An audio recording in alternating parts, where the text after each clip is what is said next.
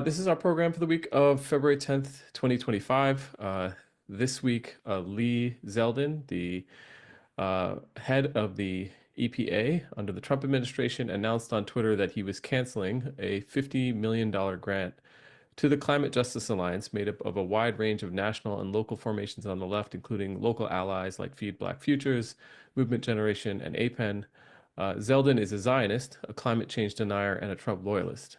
He stated that it's part of his agenda to end all federal funding to, quote, the radical left. Make no mistake, however, this was a passing of the baton of repression of Palestine solidarity from the Biden administration to the Trump administration. As we've discussed during past PSAs, and especially a few at the end of last year, the Biden administration intentionally delayed and avoided processing these obligated funds intended to help communities facing disasters from climate change and left the decision in the hands of the Trump administration. Why? For the same reasons that Zeldin made clear in his tweet. Palestine is a red line. Despite a December letter from staffers at the EPA and the Energy Department demanding a release of the funds to CJA and condemning the Biden administration's selective action to withhold those funds due to CJA's public positions on Gaza, the former president and his team did nothing other than to approve billions in additional foreign military aid to Israel before his departure from office this past month. To emphasize how bipartisan repression against Palestine solidarity organizing is right now, we only have to look at Funding Freedom's newest report on the expression of repression through philanthropy. At a minimum, and I want to emphasize that, the report estimates that 8 million has been lost across social movement work as a result of funding cuts and non-renewals of funding related to organizations' support of Palestine solidarity work. And that includes close allies of the organizations that co-host this PSA, like our friends at Rising Majority and the Center for Constitutional Rights, who lost hundreds of millions and millions, respectively, in funding support as a result of their explicit and unwavering support for Palestinian liberation and an end to the genocide in Gaza. As both those interviewed from those organizations surveyed and the authors of the report point out, this kind of political reprisal from funders has already made it more challenging to build the broad front against authoritarianism that we need in this exact moment when institutions of democratic governance are actively under attack. Samer, there is a lot to cover, but I wanted to start with this because I think we've been predicting this for some time, and obviously, have seen it happening from within the movement itself.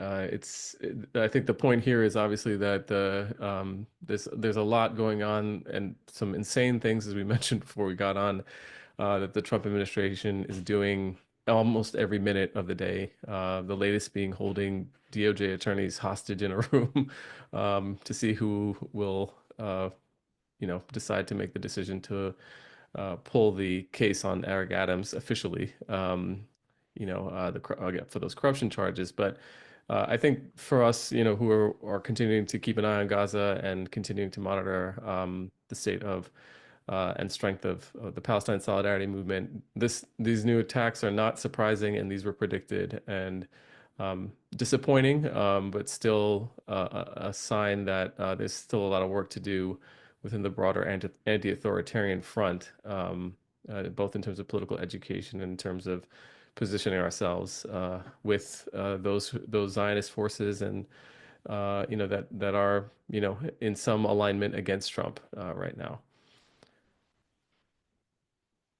Yeah, and like there are surprising through lines, I think, from some of the authoritarian domestic stuff happening and its foreign policy implications, right? And we're seeing a lot of shared strategies, the same sort of flood the zone kind of craziness that has us all, definitely myself included, scrambling to keep up with all the things that are happening and to make sense of it all and what's like real and what's bluster. But here we are, yeah, in the thick of it. It's a lot.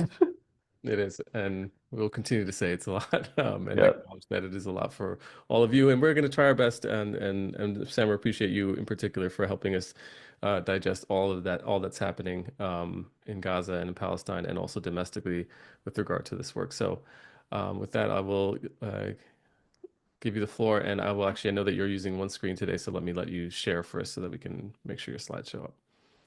Thanks, appreciate that. And that could honestly be a tagline for our show. It's Palestine Solidarity Announcements. It's a lot. Can you all see that? Not just yet. Hmm, I'm gonna try it now. Okay, it's a blank screen though. strange. Here, let me see if I can try it again. Yeah, Always technical troubles.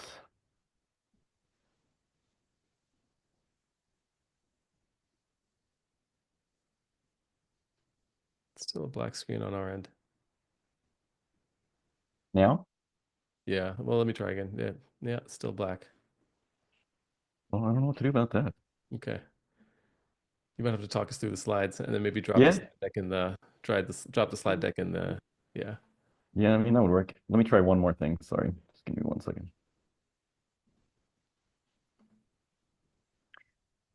They are shorter slides this week anyway, so it's okay for us to eat up a little bit of time. And a huge thank you to the person I ran into at the event yesterday who asked me about the slides and reminded me that I had not yet done them at 8 p.m. last night. So were it not for Al, there would be no slides for anyone to see. And what an irony it'll be if there are still no slides for Yeah, anyone well, to actually, you know see. what, Samara, Mara's also reminding me that I can share from my screen, so I might Oh, do that's that. true. Yeah, let me. Did this work? Yours did not. Yeah, Even now? no. All right, yeah, maybe if you want to share, that would be great. Yeah, yeah. Okay, there we go. It's up. Great. All right, I can do a next slide, please, kind of Yes. thing. So, so yeah, jumping right in, we usually start with updates on the death tolls on the next slide, which have actually not been updated. So I'm not really sure what's going on there. I don't know whether it's the Ministry of Health that hasn't updated the numbers, or Al Jazeera's tracker hasn't updated it. But either way, no new data on there since early February. And that's not because no one has died, right? As we know, Israeli forces have killed about a couple dozen people across the strip in the past week or so, all of which are Israeli claims about, threatening behavior, folks getting too close to Israeli troops or whatever, which, is kind of typical excuses the Israelis often give for assassinating people. So not super surprising, but obviously a huge breach of the ceasefire, which we'll come back to, of course. But the other thing I wanted to highlight quickly about the death toll this week was just that the media is finally picking up on something that we all discussed last week around Trump's offhand comment about 1.7 or 1.8 million Palestinians that are left in Gaza and the implications that could be that U.S. and Israeli intelligence assessments show that the death toll is much, much higher. Which, again, given what we know from like the Lancet report and other things about the number of unverified deaths in addition to what's been reported by the Ministry of Health, it is very realistic that the death toll is at least in the six figures and very possibly around the 2 to 300,000 that it would be for that number to be accurate for Trump to be saying 1.7 or 1.8. So I think it's very likely that he knows something we don't know, but we will know at some point. And, one thing that we're starting to see on the next slide that uh, as we as this sort of pause allows a kind of deeper look into what's happening in Gaza, we're starting to see some of the extent of Israeli damage in a way that we weren't even aware of even just a couple of weeks ago. And so, big development with the Israelis nominally withdrawing, not from the entire Netzarim corridor, which is, that pathway that bisects the Gaza Strip in half, but a chunk of that, the Israeli forces have withdrawn from that, which is allowing significantly more freedom of movement across Gaza, which, is allowing sort of broader investigations to be happening. But in the context of that also, um, now people are grappling with the extent of unexploded ordnance. So, reports show that up to 10% of all the munitions that Israel has dropped and fired into Gaza have not yet exploded, and they're literally everywhere. So, the casualties being caused from unexploded ordnance going off is something that's like rapidly increasing in this period where there, people are moving about a little bit more.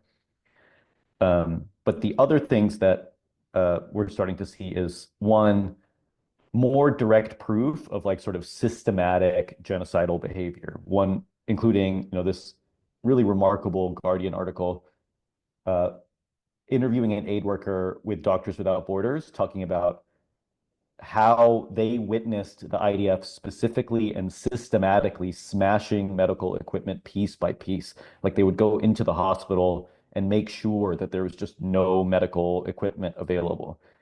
Um, and like, yeah, it's a really devastating article, frankly, but I think it's an important one and a really clear indication of that level of sort of, like the goal here is clearly the destruction of human life and the destruction of the capacity to sustain human life. And, now that we've heard the plans for broader ethnic cleansing and the displacement of all the Palestinians, all of that is starting to make a little bit more sense, right? Like we can slot it into a narrative here about what the end game is of making Gaza so unlivable.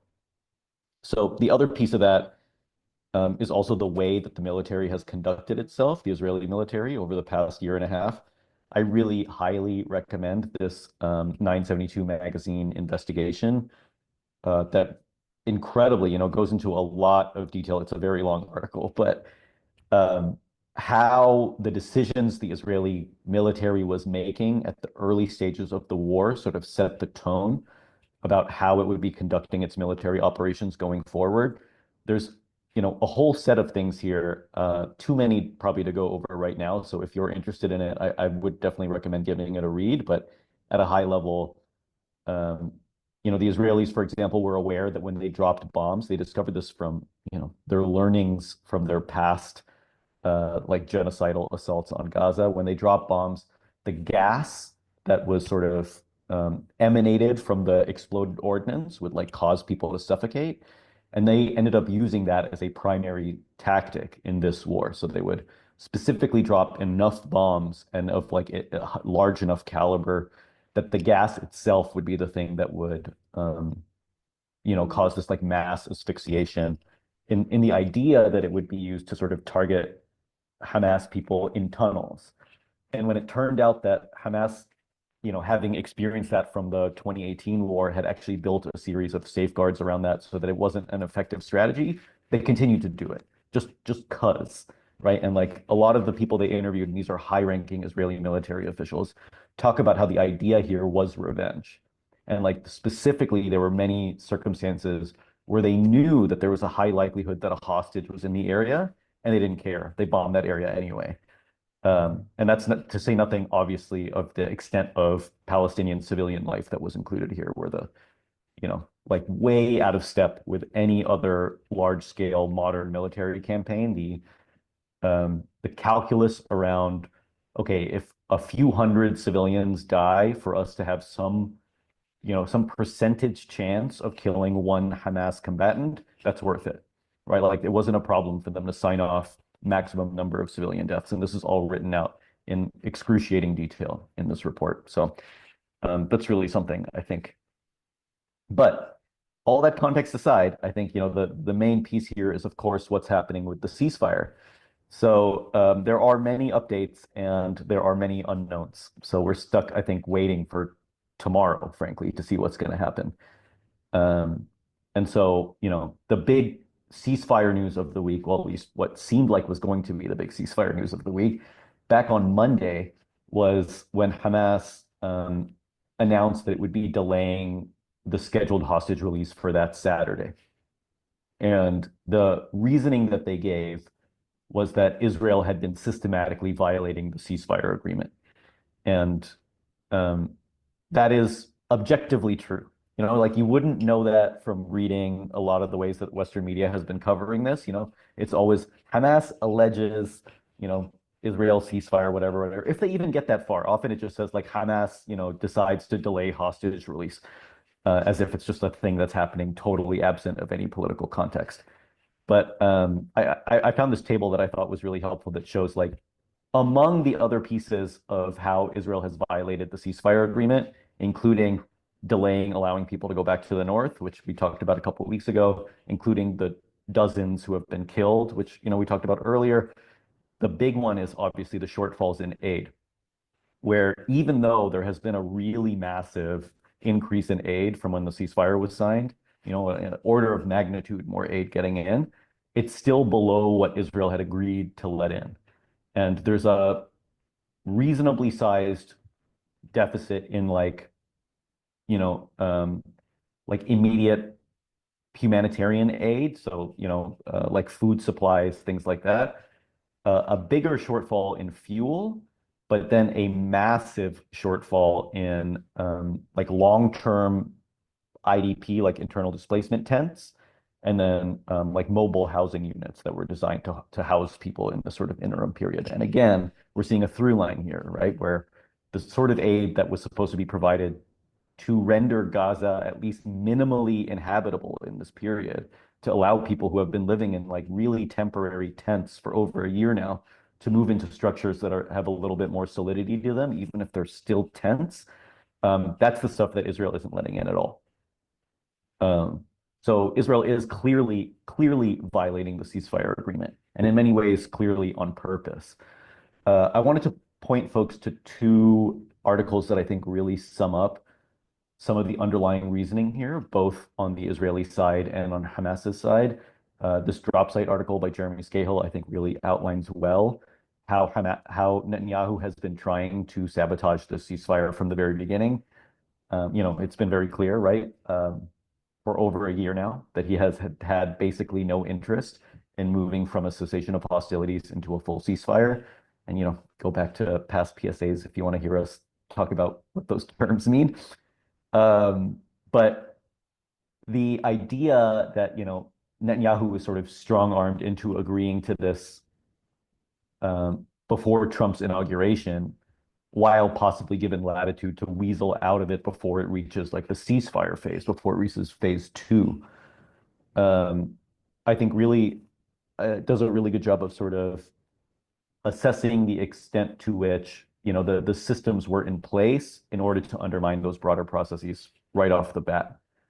And then I also wanted to note this Facebook post of all things that really, I think, outlines really well from Mu'min Rabbani some of the underlying logic behind the Monday delay and the way that that was used, not just specifically as a response to the shortfalls of the agreed upon deliverables. So it's not just like the lack of aid or whatever, but also, and more critically, that it was designed as a response to the lack of any engagement from their Israeli counterparts on negotiations for phase two. So we talked about last week, for example, that Hamas had sent mediators to Qatar to discuss the negotiations for the next phase of the ceasefire agreement. Israel had delayed sending anybody, and then finally ended up sending a few people, and those people were tasked expressly with not talking about phase two of the ceasefire agreement, but only on working out remaining issues to be resolved for phase one. So Hamas, seeing the writing on the wall here, like, okay, Israel's not going into phase two, had to do something, right? They had to do some sort of signaling to sort of bring attention back and to try to salvage the broader ceasefire process. There's a reason that they announced on Monday that they weren't going to be releasing prisoners slated to be released on Saturday, right? To give the maximum amount of time for things to sort of resolve themselves. And, jumping ahead a little bit here, because it's going to go through some twists and turns in the meantime, but it worked sort of, to the extent that like the things that Hamas had identified explicitly in that agreement, like the aid's not getting in and the reconstruction assistance and the tents aren't getting in, those are actually coming in now, literally in just the past couple of days. And that's why, Hamas has sort of reversed course on this a little bit. But just to say, if you want more detail on both of those things, I would definitely recommend both Mu'in's Facebook post and that drop site article. But the wild card in all of this, as always, is Trump's response to things, who jumped into the process before the Israelis even said anything, right? So like Hamas had announced the delay in the hostage releases, and then Trump, like opens his big mouth and says, if all the hostages aren't released by Saturday at noon, I think all bets are off. And, in typical sort of Trump fashion, it's totally unclear what he means when he says all the hostages, right? Is he talking about the three that were meant to be released on Saturday? Or does he mean all the hostages, right? And even all is like, is it the entire set that were supposed to be released in phase one of the agreement, or literally every political prisoner that, the various militant factions in Gaza are holding? And so, with all of that, Netanyahu sort of uses that as an opportunity to more or less say the exact same thing. And he says like the ceasefire will be over on Saturday if Hamas doesn't return the hostages by Saturday. And he, again, doesn't specify whether he means the three or whether he means the 16 that still remain in phase one or all of them. And the media seems to interpret it as him meaning 16, but I haven't actually seen any proof of that anywhere. So if people do see that or there's any evidence of that being the case, please do let me know because that's not something that I'm aware of, at least. I think he was purposely vague.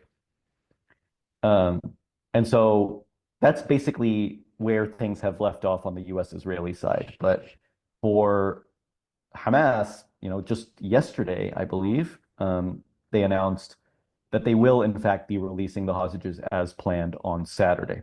So, like, they said we're not going to release them because of the lack of like long-term reconstruction aid. They didn't say it quite that specifically, but the lack of aid, the deficits in aid that Israel is providing, they started sending that stuff through. And now Hamas has been like, okay, we're back on schedule. Um, the question is how Israel is going to respond to that. And that's something we still don't know. And they apparently haven't even disclosed, like, Israel hasn't commented on Hamas saying things are still going to move forward. They've just sort of, you know, declined to comment and then through proxies have said it's probably going to be fine. But we'll know tomorrow, basically, whether Israel accepts for sure they're going to wait until they have the three hostages that Hamas is offering to release. But whether Israel will in turn release all of the hostages it's holding and whether they will continue to abide by the broader parameters of the ceasefire, we're going to find out. One thing that I wanted to highlight out of all of this, and I mentioned it a little bit earlier, is just how unbelievably atrocious Western media coverage of all of this has been. Where like if you look at almost any article, it's basically impossible to see who's really behind the the fact that the ceasefire parameters aren't being implemented, and that again, objectively, Israel is violating a series of things around what was supposed to be agreed. Not least of which, by the way, that they're supposed to be negotiating phase two. And like I thought this New York Times article was such a good example of this, where you can see I've basically pasted not the entire article, but it's like you got to scroll through it, right? So, on the first page they talk about Hamas threatened to derail the agreement on Monday night, warning that it would delay the release of some hostages if Israel did not send more aid to Gaza. Not because Israel has failed to live up to its commitment to allow aid in. It makes it sound like they're just like, oh, we're going to hold these people, like as if they're extorting them for more aid, right? And then you got to scroll, you go through a timeline. They talk about Trump's ethnic cleansing plan as like a forced migration that would destabilize Egypt and Jordan. Nothing about the idea that you're literally ethnic cleansing 2 million people off of their land. And then after you scroll through that, you go through live updates of the Trump administration. You finally get to the current standoff stems partly from Hamas's accusation that Israel has not held up its promises for the first phase of the ceasefire. And then, speaking on the condition of anonymity to discuss a sensitive matter, 3 Israeli officials and 2 mediators said that Hamas's claims were accurate. Like, you literally got to go through hundreds and hundreds of words in this article before you get to them being like, yeah, I mean, technically everything Hamas is saying is true. And then immediately they say Kogat, the Israeli military that oversees those aid deliveries, said that those claims were completely false, which is an objective lie. Like we know how many trucks are going in. It's not a secret. So like the fact that they would even print that, just yeah, the extent of the cowardice of the media in this scenario has just been really overwhelming. Anyway, sorry. I saw this and my blood boiled and I felt like I had to get it off my chest. So thanks for listening to my rant.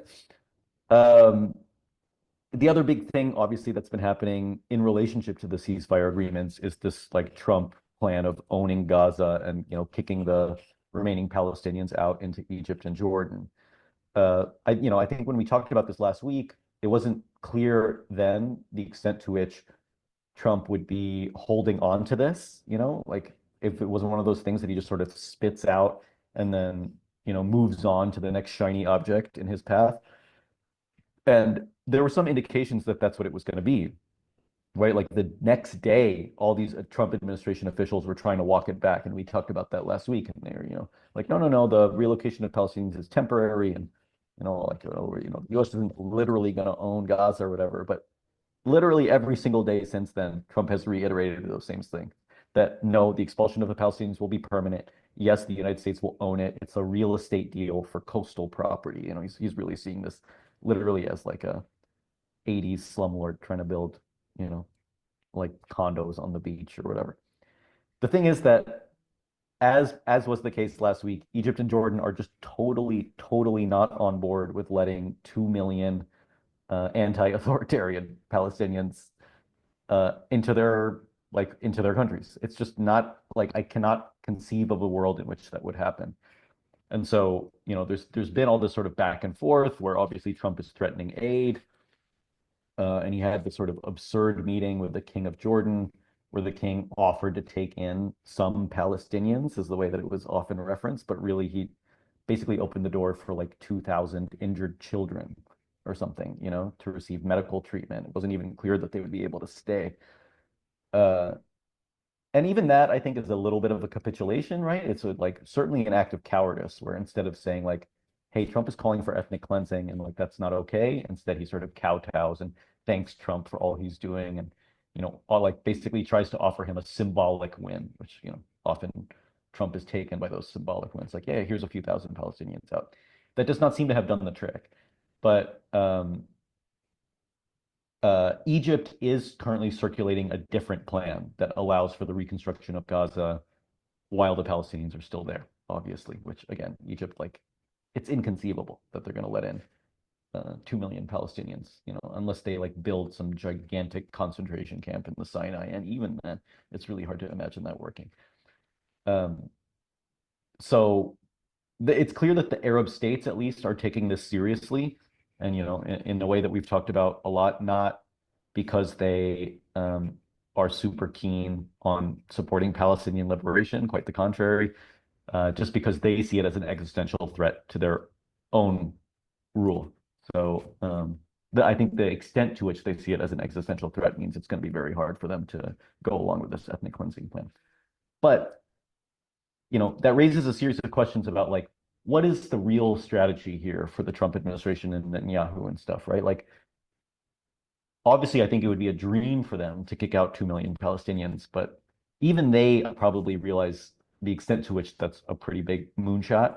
And so, like, I think we also need to think about it in the context of it being this sort of, flood the zone, maximalist demands in order to make a deal in typical Trump fashion sort of way. And as with all Trump things, I think he floats the idea, he sees who grabs onto it, and then he sort of pivots from there. And one good thing about all of this is that the response has been so overwhelmingly negative. Not from Israel, obviously, they're thrilled, and not from like some of the hardline Zionists or whatever. But even like the softer, like Democrat style Zionists, who frankly, again, would have been totally fine with this. This was a Joe Biden plan um, from a year and a half ago, but have a different. They don't like the crudeness of it, like to say that the Palestinians can never come back, rather than just sort of lying about it and saying, yeah, they'll come back later, sure, one indeterminate day in the future. But the fact that like 350 like rabbis and other Jewish leaders put out this ad in the New York Times, you know, Jewish people say no to ethnic cleansing, which they like can't use the word genocide in reference to Israel in New York Times ads, but this is still a pretty solid one. And a lot of other things about like, the self-determination and the need for Palestinian statehood, something that's coming out from Saudi too continuously. There was a moment where Trump floated the idea that maybe the Palestinians can go to Saudi Arabia, and the Saudis freaked out, right? And then like, put out all these statements about there's literally never going to be normalization with us until there's a Palestinian state. So that appears to be backfiring on some level. And I think that continued pressure is critical in this moment for making sure that the window of what's possible shifts back a little bit the other way. So Trump is using this as like everybody's freaking out about the mass displacement of Palestinians, and that might allow for the annexation of the West Bank. But if we make the mass displacement of Palestinians totally politically unrealistic, that pushes that whole window over. So something I think we need to think about as we think about our longer term strategies. In terms of what is happening in the West Bank, ongoing, really horrific violence in Jenin and beyond. Tulkarm in particular, where, over 40,000 people in the West Bank have now been displaced. And a lot of people are describing this as the prelude to annexation, that annexation is right around the corner. And I think that's something we should be prepared for, and again, we talked about this a little bit last week. Trump had mentioned that the US would be making an announcement about like their position on the annexation of the West Bank in the coming weeks. And now if he was right, and who knows, it's Trump, but if he was right, that means within the next 3 weeks, we'll be hearing something. And I wouldn't be surprised if that were the case. A few other things that I wanted just to highlight. One, folks have been talking for a long time about the so-called Hannibal Directive, which is technically not an Israeli policy on the books anymore, but ostensibly is about making sure that no Israeli hostages can be taken, and when it appears that hostages are going to be taken, the command for Israeli forces is to kill the hostage taker and the hostage to ensure that that doesn't happen. And this is a sort of long-running thing that the Israeli military formally closed out a few years ago. But in this kind of really wild, very wide-ranging interview, the former defense minister in Israel, Yoav Gallant, who was fired by Netanyahu last year, there's all kinds of fascinating things in that interview. Again, a thing that I think is worth a read in its entirety, but mentions very casually that, yeah, we totally implemented the Hannibal Directive on October 7th, 2023, where we saw them taking hostages and we shot them all. And I just it's worth noting that even suggesting that that was the case is so politically anathema in this country that um, when that was when poor Sam Husseini tried to bring it up at Anthony Blinken's last press conference, he was literally dragged out by police for even suggesting that that Israel had killed its own people on October 7th and that the US knew about it and wasn't doing anything about it. And now we know basically for a fact, from the Minister of Defense at the time, that is in fact what happened. We don't know the scale of it, obviously, but we do know that it happened. Meanwhile, in Lebanon, a new government has been formed where, after 2 years of not being able to form a full cabinet, with a lot of US pressure, the new prime minister that was appointed just a couple weeks ago has formed a cabinet. And there's a lot here, without getting into too many of the details, basically. The US was insisting, or the Trump administration was insisting, that Hezbollah and their allies, Amal, the two big Shia parties in Lebanon, not be given significant positions of authority within the cabinet. And the US got some of what it wanted and not some of what it wanted. So for example, they specifically said they didn't want any of those party members to hold key ministerial positions, but they did in fact give Amal the Ministry of Finance, for example, which is obviously a really big deal. They can't not, right? The idea that they could wish away the political power of those parties is just sort of, an absurd fantasy about what the actual political conditions in that country are. But what did happen is, for the first time in a long time, that sort of resistance bloc of parties has positions in the cabinet, but not enough to override supermajority votes. So it used to be the case that the various resistance parties would be able to block things in the cabinet just by having enough veto power effectively, and now they don't have that. There's so few of them that there is a supermajority of all the other parties combined. So no question that I think in terms of the political landscape, Hezbollah and its allies are weakened at that level. What that means going forward is sort of anyone's guess. In the meantime, of course, the ceasefire, which, by the US's unilateral extension of that ceasefire in Lebanon, has now extended to February 18th, which is 4 days from now.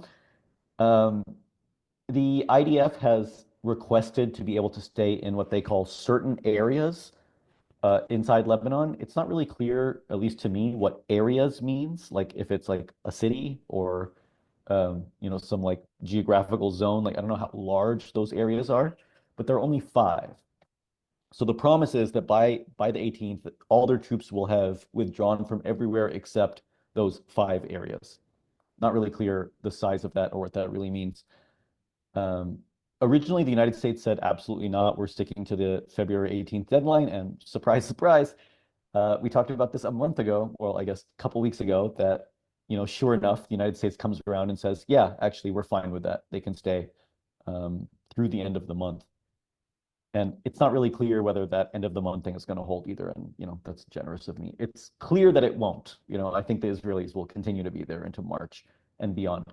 And this is despite the fact that Lebanon, and again, this like US sort of hand-selected Lebanese government has said absolutely not, under no circumstances do we accept this extension. So the Lebanese government has outright rejected the extension past February 18th. So what that means for what happens in 5 days, we're going to find out. I don't know that Lebanon has a lot of power to say no in this circumstance, but you know, the um, the party that is supposed to be supervising the ceasefire, the United States, is instead, obviously, as always, acting as a partisan actor supporting Israeli ambitions in the country. So not a huge surprise that that ceasefire is going a little bit wonky. The other big and terrifying news that I think slipped under a lot of radars this week is that some purported intelligence leaks, and whenever I see intelligence leaks, I get a little skeptical, show that there are Israeli plans in the works to hit Iranian nuclear facilities this year. And the CNN article says this year, other articles say in the coming months or like in the first half of this year, so sometime before July. Um, it's I believe it. I certainly believe it. This sort of like total regional war has been an ambition of Israel from the beginning of this whole thing. They've been trying to goad Iran into a hot war for quite some time now. So I think it's certainly possible. I don't think it's in the interests of even the sort of nutso Trump administration. And I think that's why there's a leak is, this happened once before. I think a year or so ago, maybe a little bit less, where a U.S. intelligence leak basically thwarted an Israeli attack on Iran. So that might be something that's happening again, where, Trump does seem to really want to make a deal here, and I don't think wants to be dragged into a broad regional war.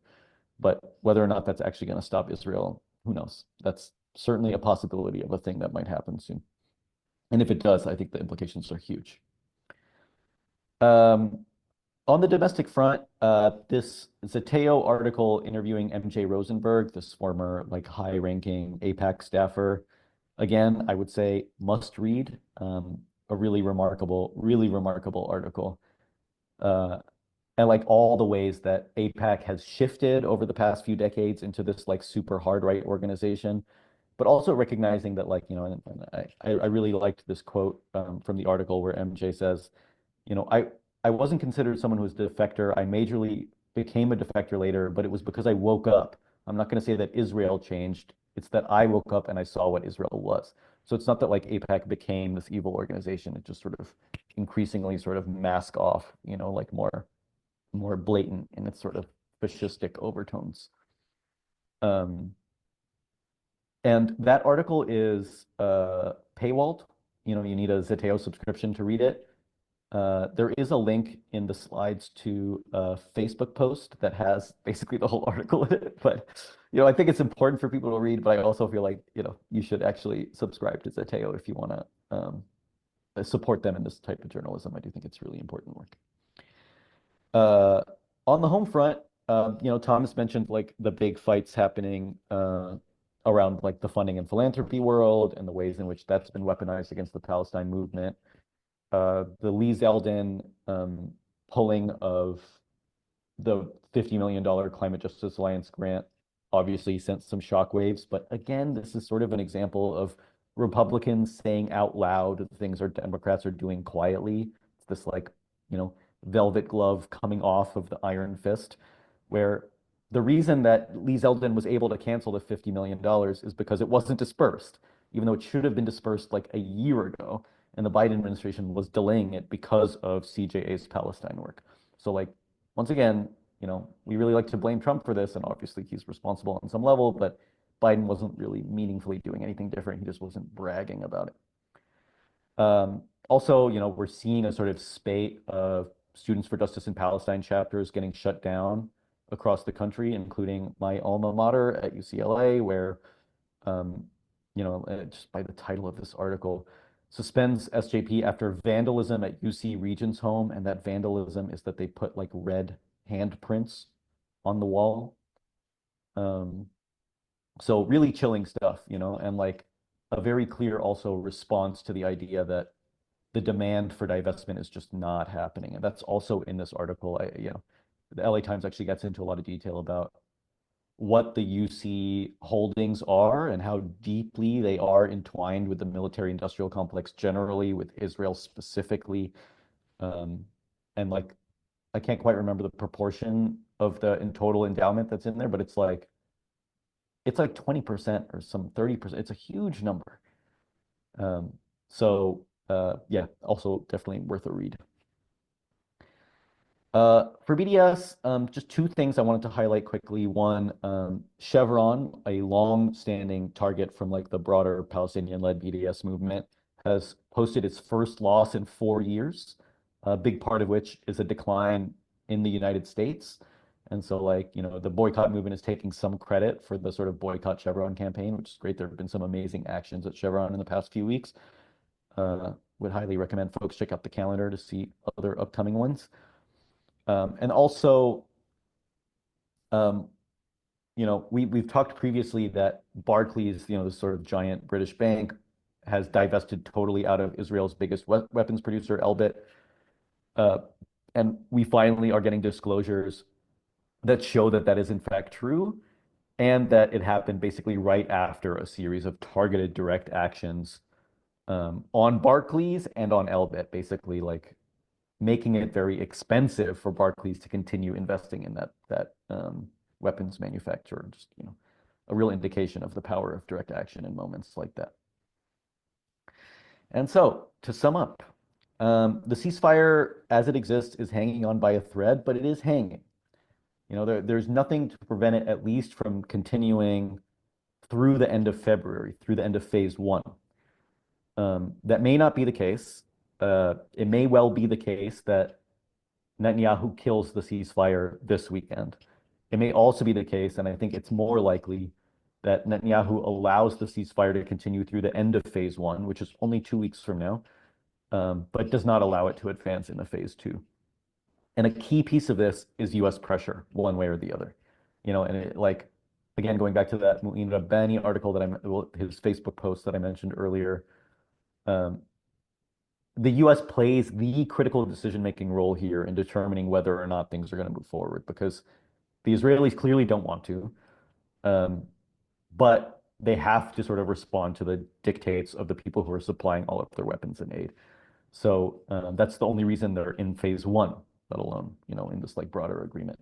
So I think it's not hard to imagine that, given all of Trump's ethnic cleansing comments and like we're going to own Gaza and like all the Palestinians have to leave, it's hard not to interpret that as anything except a giant green light for Israel to resume its assault on Gaza. So I think we really need to be prepared for phase two to never happen. And as far as I know, phase two still is not being negotiated. Not only that, at the point where Netanyahu started making all of those statements about like we want all the hostages released, otherwise everything is off. He withdrew the ceasefire team from the negotiation team from Qatar. So the people who are there, who again were only discussing phase one, they're not even there anymore. So at least as of like a day ago, there were no negotiations on phase two. Now they may have gone back since then, but if they have, it's not something that I'm aware of. So it's not impossible, but it's not looking great. Meanwhile, Trump's ethnic cleansing plans for Gaza aren't really moving anywhere, but they do have follow-on effects. Like they will cause a series of other things to happen, including, like the money that Arab states had set aside for like building a Palestinian state. They're now sort of throwing at the idea of Gaza reconstruction so that so that there's an alternative plan to the kicking them all out plan. So pushing that out requires there to be a different vision for the future of Gaza. There needs to be a counter narrative to the 2 million, or however many are left have to leave is like, no, they can stay, and here's how they can stay. Like there needs to be a plan for how to make Gaza inhabitable, right? How to restore it to basic standards of living that will allow it to compete with this sort of nonsense, insane Trump, ethnic cleansing plan. At the same time, the siege of the West Bank is accelerating. It really does feel like formal annexation is imminent, and that does present challenges and opportunities. This is actually the same point that I had in here last week, and I felt like it it has not changed. So I've just left it in there verbatim. And then lastly, the war, the annexation, the end of the ceasefire, et cetera, are all really wildly unpopular in the US, even within the MAGA coalition, which, I would say largely consists in terms of its mass base as like America First isolationists, none of whom want to see US troops on the ground in Gaza or like us embroiled in a broader Middle East war or the sort of, billions of dollars going to Israeli military for what? Like just to continue to destabilize everything and just murder people en masse. Like even among MAGA folks, that's wildly unpopular, except for a tiny like, millenarian fringe that are hoping for the end times. So I think it raises some strategic questions about how we build a critical mass of opposition to this that spans beyond the left into something that can really put pressure where pressure can be placed about, who's really controlling the levers here, which is the United States government and the Trump administration specifically, in terms of the billions that it's sending Israel and the green light that it's giving it to continue this genocide. So I think that requires us to do some sort of bigger thinking than we've been doing. And, now is the time, I think, while we're in this sort of mini pause, which won't last much longer. So, yeah, it's incumbent on all of us to move that forward and, stay tuned for some stuff from AROC on that. And that about sums it up. The only remaining things are I can't remember the order of the things, Thomas, but next is upcoming events, I think, the next slide. But it's just the event tomorrow, Stand Against Trump's Ethnic Cleansing Plan, which is at Powell Street BART at 1 p.m. tomorrow. I hope to see you there. And then also, please do check out the AROC Action. Email your congressional representatives and tell them to stand against the ethnic cleansing thing. So even if you filled it out last week, fill it out again. Doesn't hurt. Send all the emails you can. And then, yeah, the usual rigmarole. Please check out the AROC calendar for other events that are happening.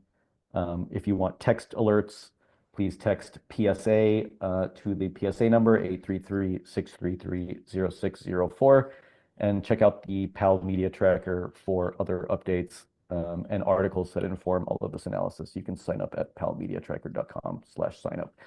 I heard some people have not been getting it because it is in their spam folder. So you may want to check there if you didn't receive it earlier today. And I think that's it. You're on mute, Thomas. You're on mute. Sammer, I'm muted. Sorry. Yeah, one thing I didn't touch on, we didn't touch on that before you go is I'm curious about if you have anything on Huckabee's nomination as ambassador and how that maybe figures into this question about like hawkishness or not, because he certainly seems to be an end of times type of figure politically. But if you have a couple minutes or any preview for what might be a way to start looking at that nomination and its importance. Yes, good Lord. That was Literally, I my reaction suppose. exactly. Yeah.